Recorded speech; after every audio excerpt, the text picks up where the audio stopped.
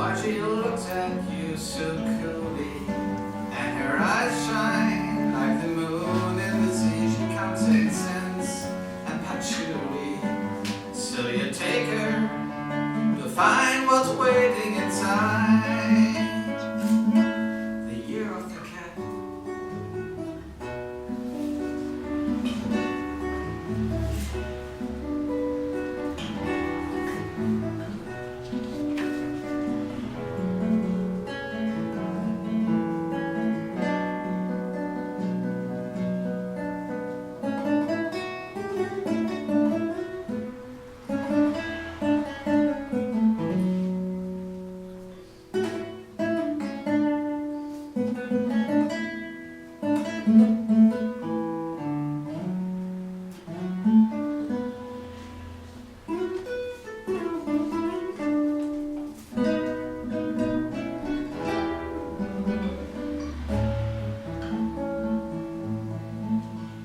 One morning coming girl still with her, and the bus and the tourists are gone, and you've thrown away your choice, so you've lost your tickets, so you have to stay on.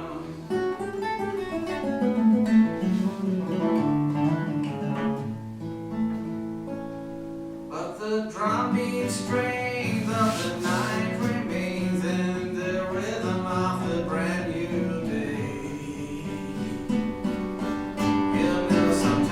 You're bound to leave her, but for now you're gonna stay. The year of the cat.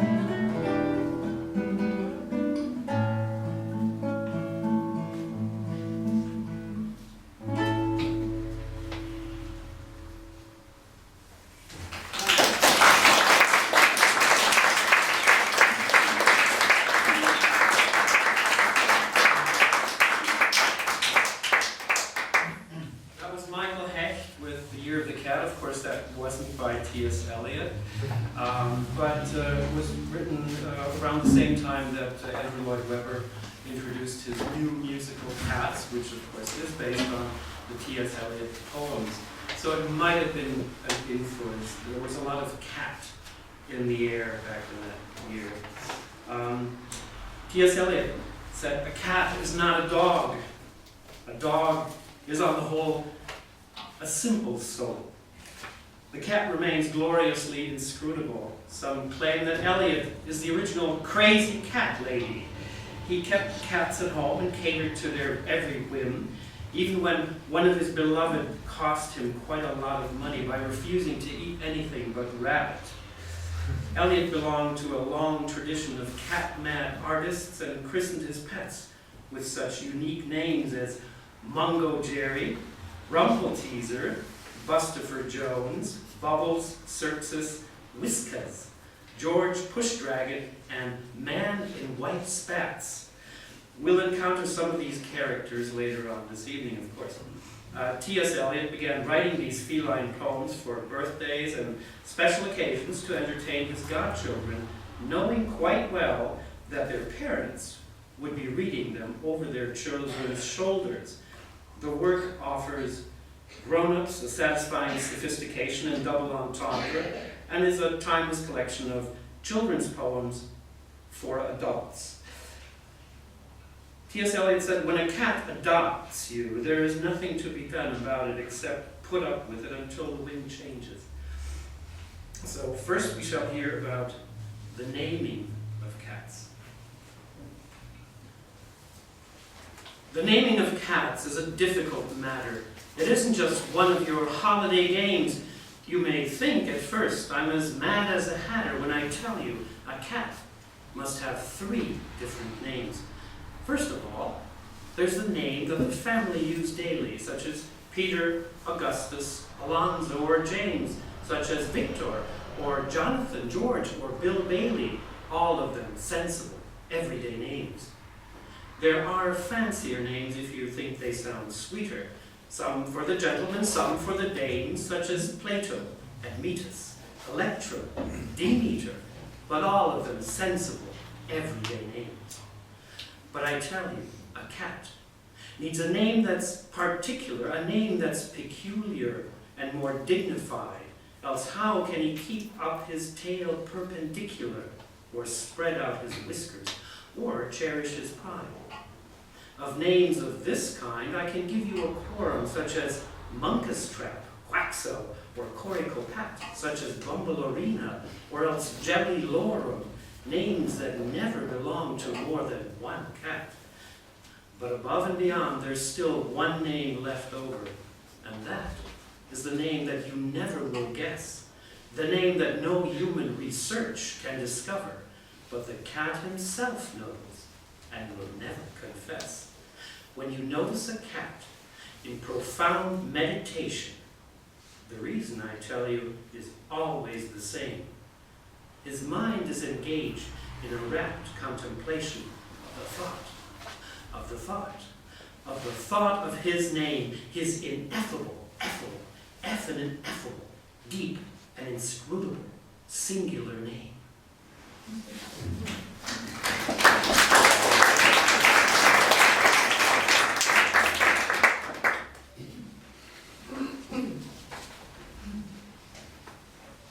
Wie heißen die Katzen? Wie heißen die Katzen?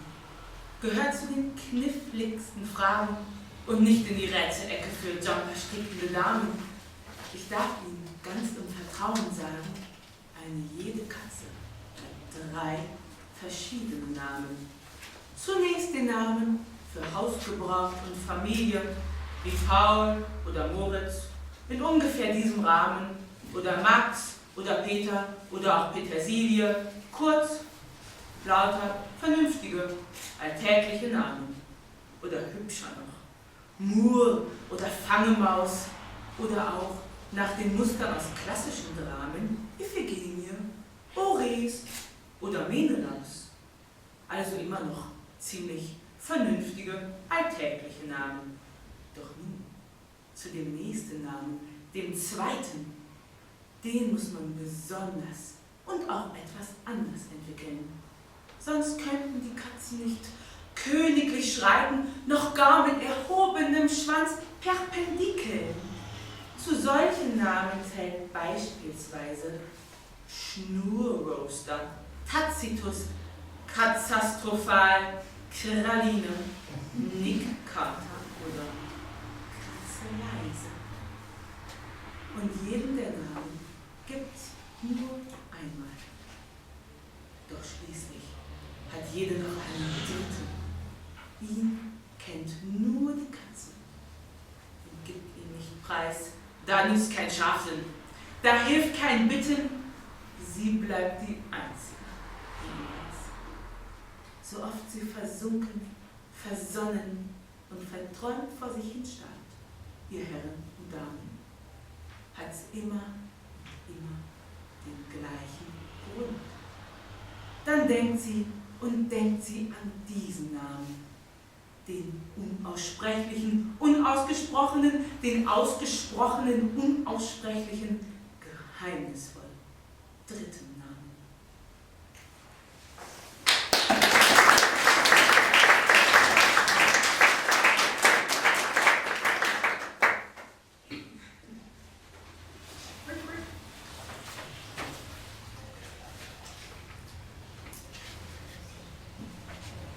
The old Gumby cat. I have a Gumby cat in mind. Her name is Jenny Anydots. Her coat is of the tabby kind, with tiger stripes and leopard spots. All day she sits upon the stair, or on the steps, or on the mat. She sits and sits and sits and sits, and that's what makes a Gumby cat. But when the day's hustle and bustle is done, then the Gumby cat's work is but hardly begun. When all the family's in bed and asleep, then she tucks up her skirts to the basement to creep. She is deeply concerned with the ways of the mice. Their behavior's not good, and their manners not nice. So when she's got them lined up on the matting, she teaches them music and crocheting and tatting. I have a Gumpy cat in mind. Her name is Jenny Anydots. Her equal would be hard to find. She likes the warm and sunny spots. All day she sits beside the hearth, or on the bed, or on my hat. She sits and sits and sits and sits, and that's what makes a Gumpy cat. But when the day's hustle and bustle is done, then the Gumpy cat's work is but hardly begun. As she finds that the mice will not ever keep quiet, she is sure it is due to irregular diet. And believing that nothing is done without trying, she sets right to work with her baking and frying. She makes them a mouse cake of bread and dried peas, and a beautiful fry of lean bacon and cheese. I have a Gumpy cat in mind. Her name is Jenny Anydots. The curtain cord she likes to wind and tie it into sailor knots. She sits upon the windowsill, or anything that's smooth and flat. She sits and sits and sits and sits, and that's what makes a Gumpy cat. But when the day's hustle and bustle is done, then the Gumpy cat's work is but hardly begun. She thinks that the cockroaches just need employment to prevent them from idle and wanton destroyment. So she's formed from that lot of disorderly louts a troop of well-disciplined, helpful Boy Scouts with a purpose in life and good deed to do. She's even created a Beatles tattoo. So for old Gumpy cats, let us now give 3 cheers, on whom well-ordered households depend, it appears.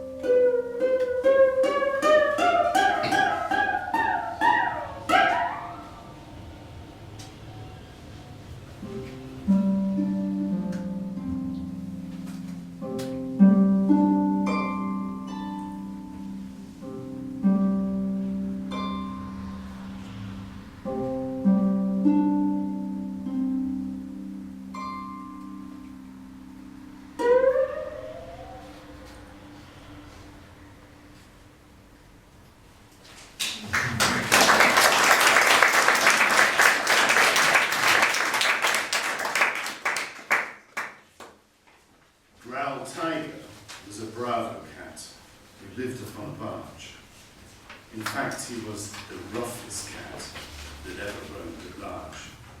From Gravesend up to Oxford, he pursued his evil aims, rejoicing in the title of the Terror of the Thames. His manner and appearance did not calculate to please. His coat was torn and seedy, and was baggy at the knees. One ear was somewhat missing, no need to tell you why, and he scowled upon a hostile world from one forbidding eye. The cottagers of Rotherhithe knew something of his fame. At Hammersmith and Putney, people shuddered at his name. They would fortify the henhouse, lock up the silly goose, when the rumour ran along the shore, wild tigers on the loose. Woe to the wee canary that fluttered from his cage, Woe to the pampered Pekingese that faced Growl Tiger's rage. Woe to the bristly bandicoot that lurked on foreign ships. And woe to any cat with whom Growl Tiger came to grips. But most to cats of foreign race his hatred had been vowed. To cats of foreign name and race no quarter was allowed. The Persian and the Siamese regarded him with fear, because it was a Siamese that mauled his missing ear. Now on a peaceful summer night, all nature seemed at play. The tender moon was shining bright, the barge at Molesey lay. All in the balmy moonlight it lay rocking on the tide, and Growl Tiger was disposed to show his sentimental side. His bucko mate from Grumbumpkin long since had disappeared, for to the bell at Hampton he'd gone to wet his beard, and his boatswain, Tumble Brutus, he too had strolled away. In the yard behind the lion, he was prowling for his prey. In the forepeak of the vessel, manly baritone, disposed to relaxation and awaiting no surprise, but the moonlight shone reflected from 1,000 bright blue eyes. And closer still and closer the sampans circled round, and yet from all the enemy there was heard not a sound. The lovers sang their last duet in danger of their lives, for the foe was armed with toasting forks and cruel carving knives. Then Gilbert gave the signal to his fierce Mongolian horde. With a frightful burst of fireworks, the Chinks they swarmed aboard. Abandoning their sampans and their pullaways and junks, they battened down the hatches on their crew within their bunks. Then Grimblebone, she gave a screech, for she was badly scared. And I'm sorry to admit, but she quickly disappeared. She probably escaped with ease. I'm sure she was not drowned. But a serried ring of flashing steel Growl Tiger did surround. The ruthless foe pressed forward in stubborn rank on rank. Growl Tiger, to his vast surprise, was forced to walk the plank. He who 100 victims had driven to that drop, at the end of all his crimes was forced to go ka-flip, ka-flop. Well, there was joy at Wapping when the news flew through the land. At Maidenhead and Headley there was dancing on the Strand. Rats were roasted whole at Brentford and at Victoria Dock. And a day of celebration was commanded in Bangkok.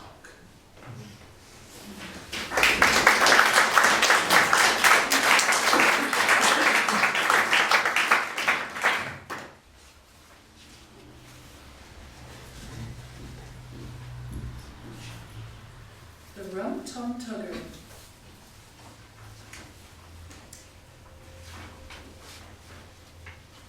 The Rum Tum Tugger is a curious cat. If you offer him pheasant, he'd rather have grouse. If you put him in a house, he'd much prefer a flat. And if you put him in a flat, then he'd rather have a house. If you put him in a flat, then he'd rather have a house. If you set him on a mouse, then he only wants a rat. And if you set him on a rat, then he'd rather chase a mouse. If you set him... Yes, the Rum Tum Tugger is a curious cat. And there isn't any call for me to shout it, for he will do as he do, and there's no doing anything about it. The Rum Tum Tugger is a terrible bore. When you let him in and he wants to be out, he's always on the wrong side of every door. And as soon as he's at home, then he'd like to get about. He likes to lie in the bureau drawer, but he makes such a fuss if he can't get out. Yes, the Rum Tum Tugger is a curious cat, and there isn't any use for you to doubt it, for he will do as he do, and there's no doing anything about it. The Rum Tum Tugger is a curious beast. His disobliging ways are a matter of habit. If you offer him fish, he always wants a feast. When there isn't any fish, then he won't eat a rabbit, and if you offer him cream, he sniffs and sneers, for he only wants what he finds for himself, so you'll catch him right in it up to the ears if you put it away on the larder shelf. The rum-tum-tugger is artful and knowing. The rum-tum-tugger doesn't care for a cuddle. He'll leap on your lap, though, in the middle of your sewing, for there's nothing he enjoys more than a horrible muddle. Yes, the rum-tum-tugger is a curious cat, for there isn't any need for me to spout it, for he will do as he do, and there's no doing anything about it.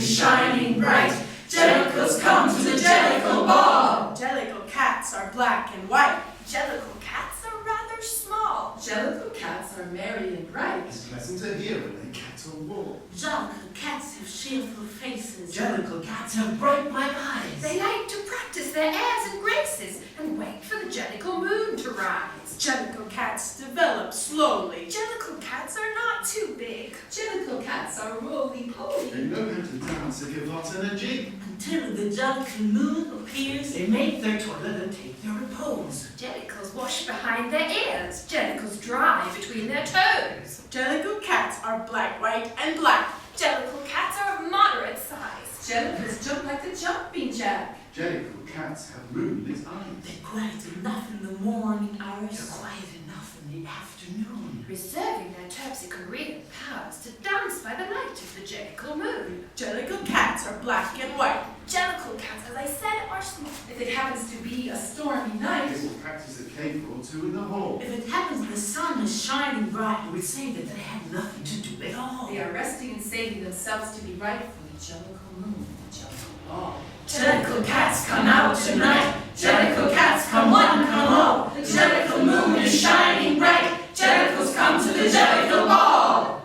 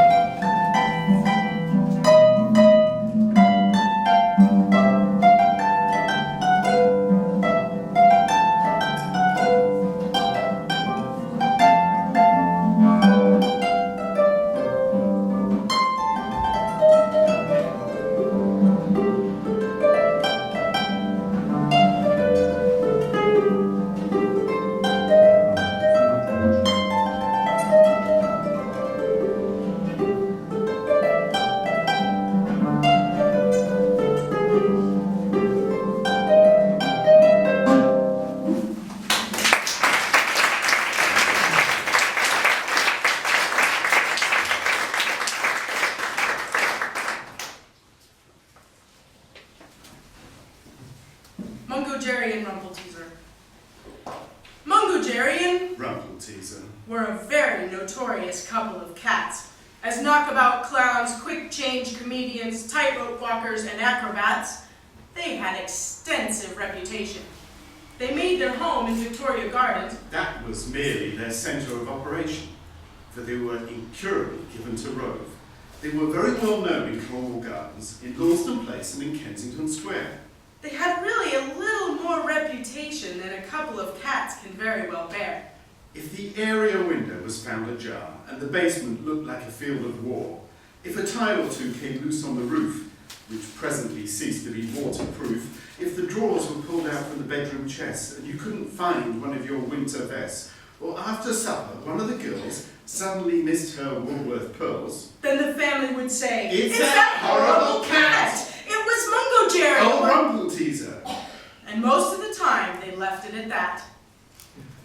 Mungo Jerry And Rumble Teaser. had a very unusual gift of the gab. They were highly efficient cat burglars as well, and remarkably smart at smash and grab. They made their home in Victoria Grove. They had no regular occupation. They were plausible fellows and liked to engage a friendly policeman in conversation. When the family assembled for Sunday dinner, with their minds made up that they wouldn't get thinner on Argentine joint, potatoes and greens, and the cook would appear from behind the scenes and say in a voice that was broken with sorrow, "I'm afraid you must wait and have dinner tomorrow, for the joint has gone from the oven like that." Then the family would say, "It's that horrible cat! It was Mungo Jerry or Rumble Teaser!" Most of the time they left it like that. Mungo Jerry and Rumple Teaser had a wonderful way of working together, and some of the time you would say it was luck, and some of the time you would say it was weather. They would go through the house like a hurricane, and no sober person could take his oath. Was it Mungo Jerry or Rumble Teaser? Or could you have sworn that it could have been both? And when you heard a dining room smash, Or up from the pantry there came a loud crash, or down from the library came a loud ping from a vase which was commonly said to be Ming, then the family would say, "Now which was which cat?" "It was Mungo Jerry And Rumble Teaser. And there's nothing at all to be done about that.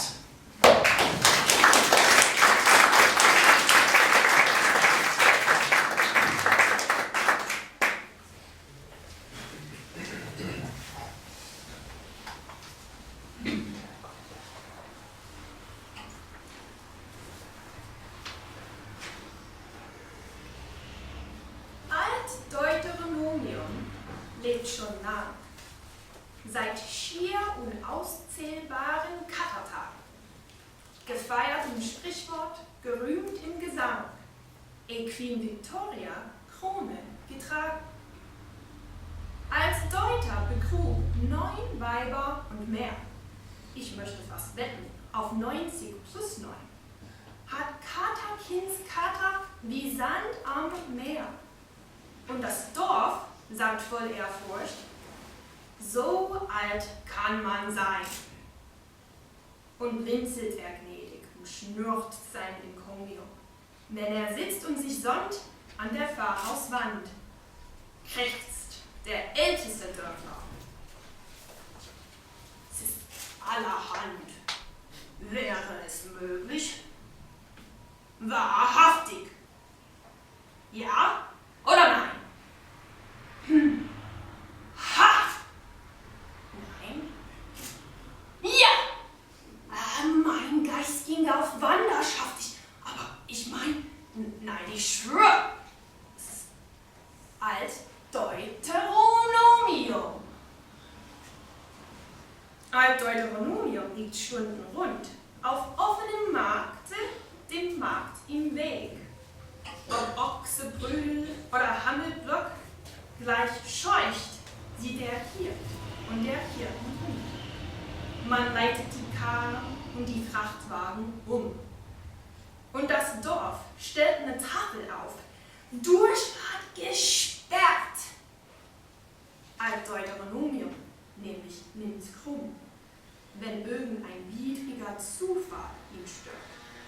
Geht keiner, steht keiner, seht keiner sich um, wo dem Deuter ein häuslich Bedürfnis befiehlt und der älteste Dörferknecht.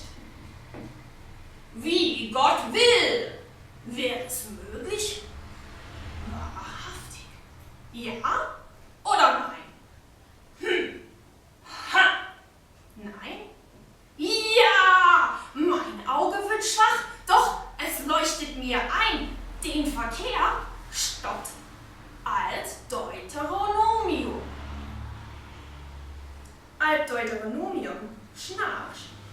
Tour, der Prost, und verdaut in der Nachmittagsstille. Ein Gläschen, ein letztes, erlaubt noch die Uhr. Doch die Wirtin am Ofen blickt über die Brille, Marsch fort durch die Hintertür. 1, 2, 3. Als Deuteronomium schläft kein mehr. Kein Aufstand, sonst ruf ich die Polizei. Man flüchtet auf 10, denn das Katergedärm und sein peristaltisches Pandemonium darf niemand reizen, geschehe was geschehe. So kriegst denn der älteste Dörfer. Herrje! Wär's möglich, wahrhaftig? Ja oder nein? Ha! Nein? Ja! Mit wackeligem Fuß heißt's behutsam sein. Respekt vor Alt-Deuteronomium.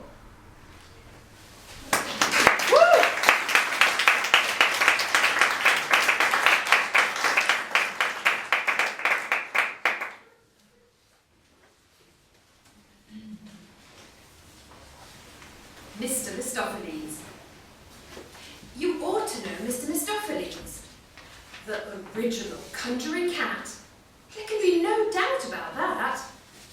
Please listen to me and don't scoff. All his inventions are off his own bat. There's no such cat in the metropolis. He holds all the patent monopolies for performing surprising illusions and creating eccentric confusions. At prestidigitation and at legerdemain, he'll defy examination and deceive you again. The greatest magicians have something to learn from Mr. Mistopheles' conjuring turn. Presto, away we go! And we all say, oh, well, I never. Was there ever a cat so clever as magical Mr. Mistopheles? He is quiet and small. He is black from its ears to the tip of his tail. He can creep through the tiniest crack. He can walk on the narrowest rail. He can pick any card from the pack. He is equally cunning at dice. He is always deceiving you in dish paste. If you look for a knife or a fork, and you think it is merely misplaced, you have seen it one moment, and then it is gone. And you'll find it next week lying out on the lawn. And we all say, oh, well, I never. Was there ever a cat so clever as magical Mr. Mistopheles? His manner is vague and aloof. You would think there was nobody shyer. But his voice has been heard from the roof when he was curled up by the fire. And he's sometimes been heard by the fire when he was about on the roof. At least we all heard that somebody purred, which is incontestable proof of his singular magical powers. And I have known all the family to call him in from the garden for hours, while he was asleep in the hall. And not long ago, this phenomenal cat produced 7 kittens right out of a hat. And we all said, oh, well, I never. Did you ever know a cat so clever as magical Mr. Mistopheles?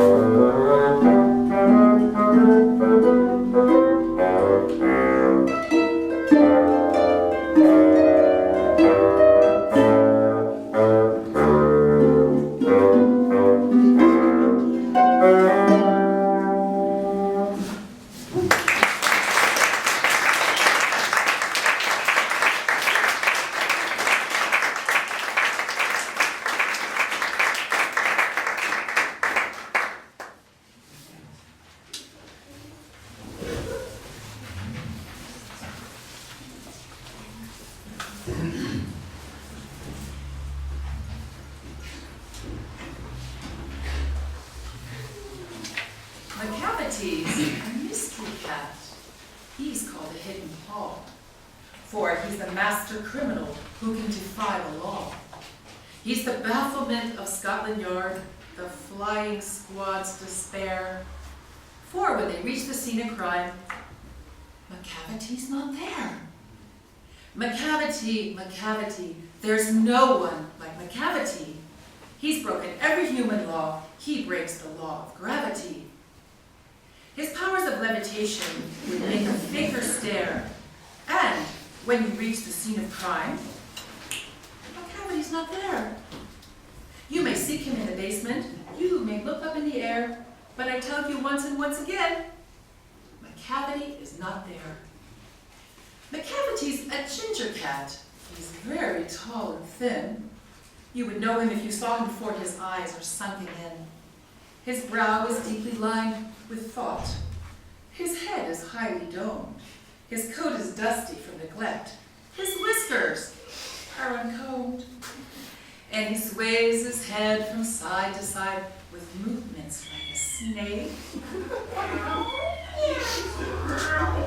And when you think he's half asleep, he's always wide awake.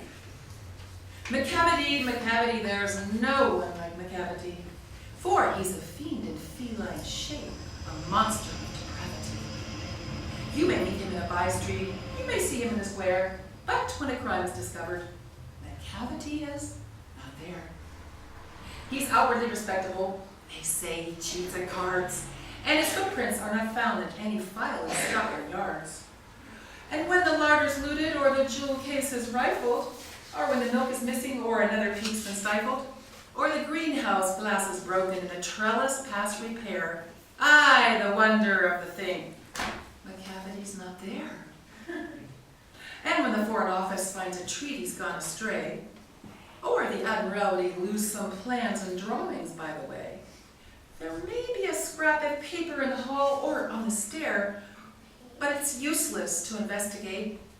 Macavity is not there.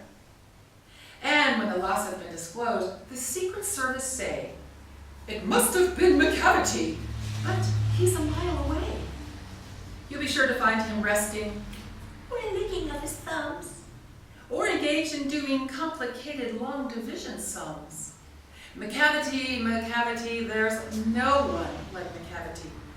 There never was a cat of such deceitfulness and suavity. He always has an alibi, or one or two to spare, and whatever time the deed took place, Macavity is not there.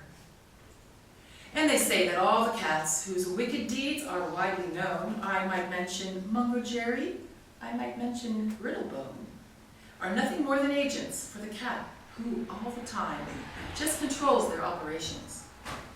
The Napoleon of crime.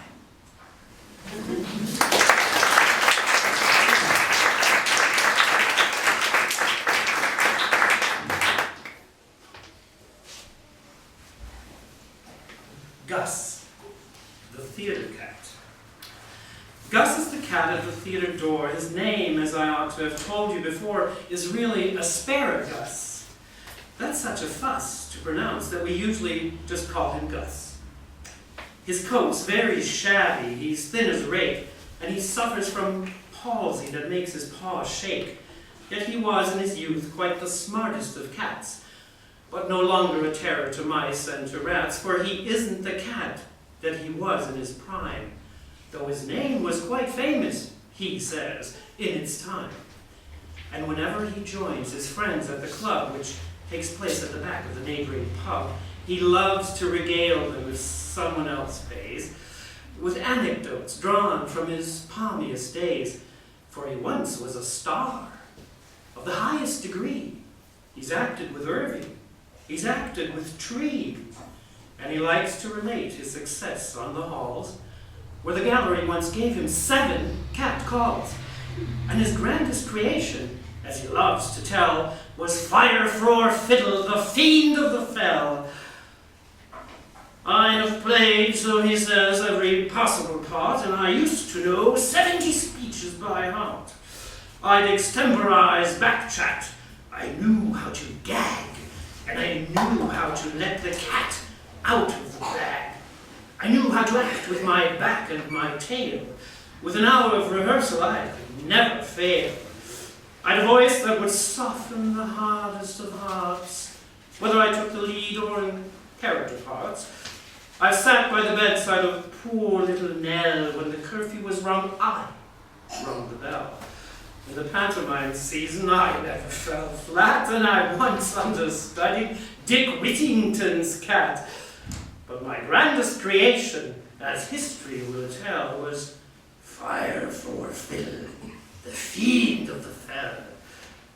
Then if someone else gave him a toothful of gin, he will tell how he once played a part in East Lynne. At a Shakespeare performance, he once walked on Pat when someone suggested the need for a cat. He once played a tiger, could do it again, which an Indian colonel pursued down the drain, and he thinks that he still can, much better than most, produce blood-curdling noises to bring on the ghost. And he once crossed the stage on a telegraph wire to rescue a child when a house was on fire. And he says, "Now then, kittens, they do not get trained as we did in those days when Victoria reigned. They never get drilled in a regular troop, and they think they are smart just to jump through a hoop." And he'll say, as he scratches himself with his claws, "Well, the theatre's certainly not what it was. These modern productions are all very well, but there's nothing to equal from what I hear tell. That moment of mystery when I made history as Fire Frore Fiddle, the fiend of the fell."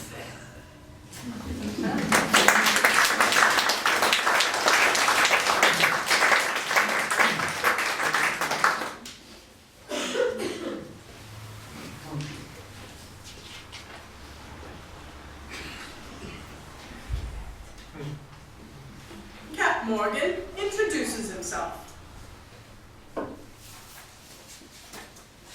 I once was a pirate, what sailed high seas, but now I've retired as a commissionaire.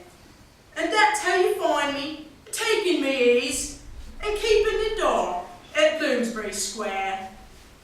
I'm partial to partridges, likewise to grouse, and I favour that Devonshire cream in a bowl. But I'm always content with a drink on the house and a bit of cold fish when he done me patrol. I ain't got much polish, me manners is rough, but I got a good coat and I keep myself smart. And everyone says, and I guess that's enough, you can't but like Morgan, he's got a kind heart. I got knocked about on the Barbary coast, and my voice ain't no such mellifluous organ, but yet I can state, and I'm not one to boast, that some of the gals is dead keen on old Morgan. So if you have business with favour, I'll give you this tip, and it's worth a lot more. You'll save yourself time, and you'll save yourself labour. put the cat at the door.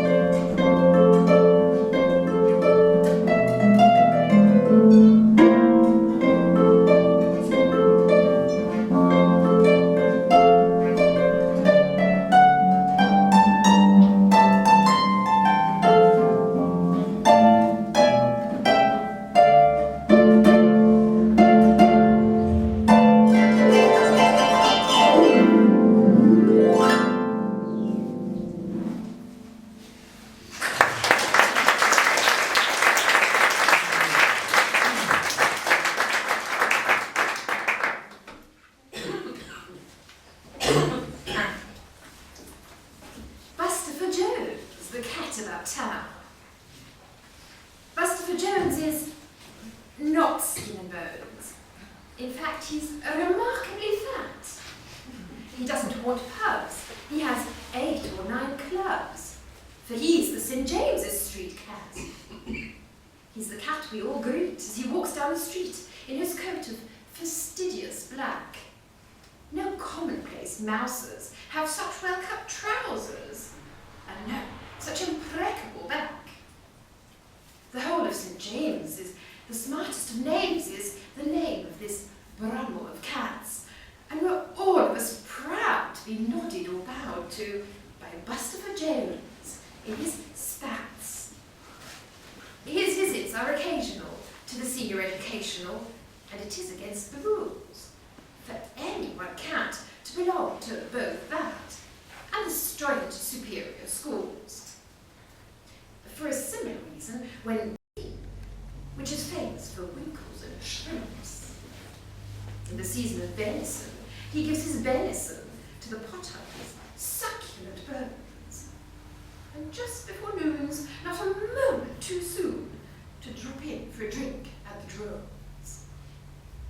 When he's seen in a hurry, there's usually curry at the Siamese or at the glutton.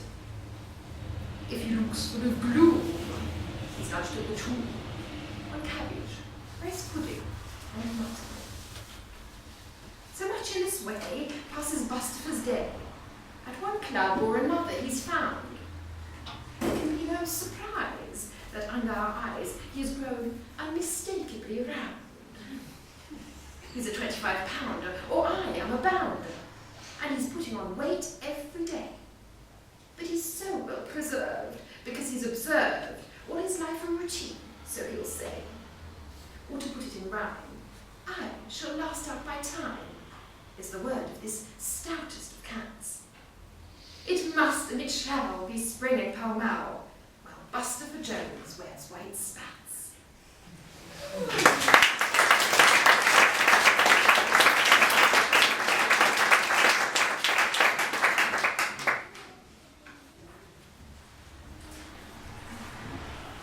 The addressing of cats. You've read of several kinds of cats, and my opinion now is that you should need no interpreter to understand their character.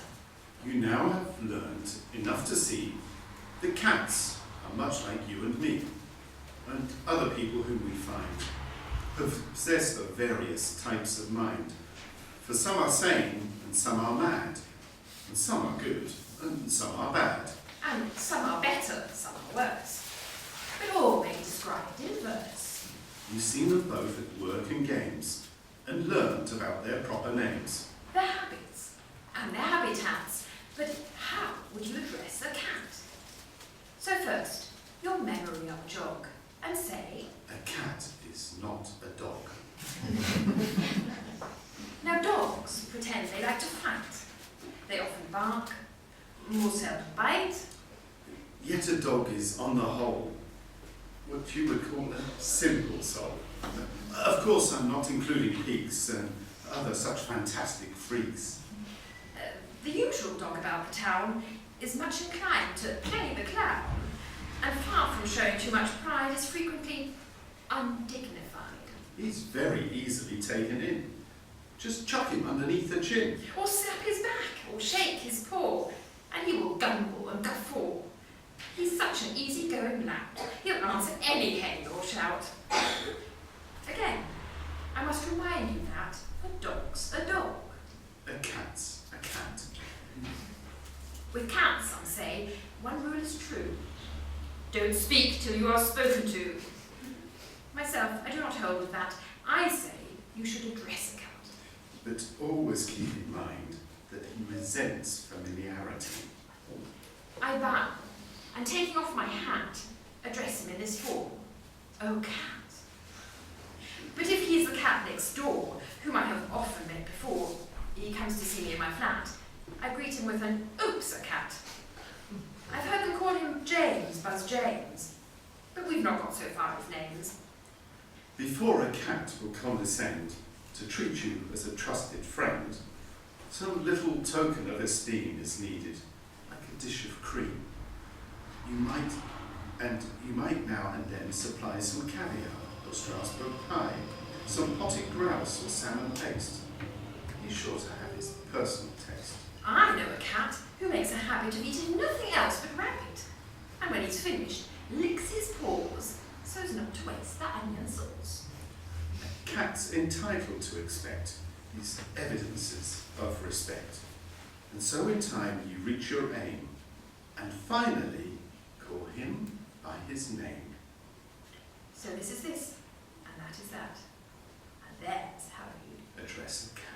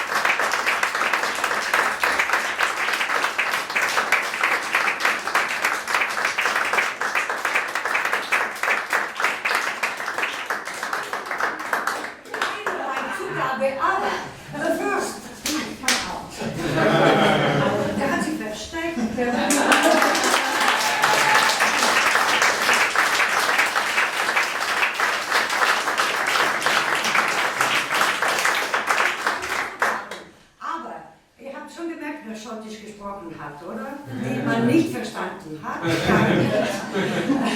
Oder vielleicht nur vage. Also, jetzt wie gesagt, die Elina ist immer noch da. Sie weiß ganz genau, was die Küche funktioniert. Ihr könnt machen, was ihr wollt.